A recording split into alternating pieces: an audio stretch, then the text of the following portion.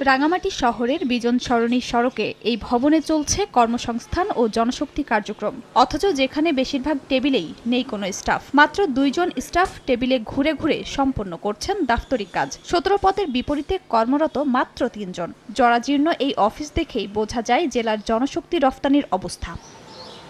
অথচ এই জেলায় রয়েছে কারিগরি প্রশিক্ষণ কেন্দ্র, যেখানে ড্রাইভিং, ওয়েল্ডিং, জাপানি ও কোরিয়ান ভাষা শিক্ষা সহ বিভিন্ন ট্রেডে দেওয়া হয় প্রশিক্ষণ। রয়েছে বিদেশ গমনেচ্ছুকদের ওয়ারেন্টেশন ব্যবস্থা। তারপরেও জেলার জনশক্তি রফতানির হার তলানির দিকে। চলতি অর্থ বছরের সেপ্টেম্বর পর্যন্ত বিদেশ গমন করেছেন মাত্র 505 জন। সঠিক প্রচারণা ও জনসচেতনতা সৃষ্টি করা গেলে এই খাতের যথেষ্ট সম্ভাবনা দেখছেন স্থানীয়রা। পার্বত্য এলাকার মধ্যে প্রচারণার মধ্যে তারা তো আমরা কোনো সময় দেখিনি যে এই অফিসগুলো এখানে কোনো ধরনের কার্যক্রম প্রচারণা চালাতে। জাপান বলেন, কোরিয়া বলেন বা সিঙ্গাপুর বা অন্যান্য সেই এলাকার সেই দেশের মধ্যে কিন্তু অনেক জনগোষ্ঠীর সাথে খাদ্য অভ্যাসের মধ্যে মিল আছে। আমি মনে করি সেটাকে কাজে লাগিয়ে এই এলাকার জনগোষ্ঠীকে একটু বিশেষভাবে কাজে লাগানো যেতে পারে। কৃষি নির্ভর জনগোষ্ঠী সেভাবে গড়ে ওঠার সুযোগ নাই।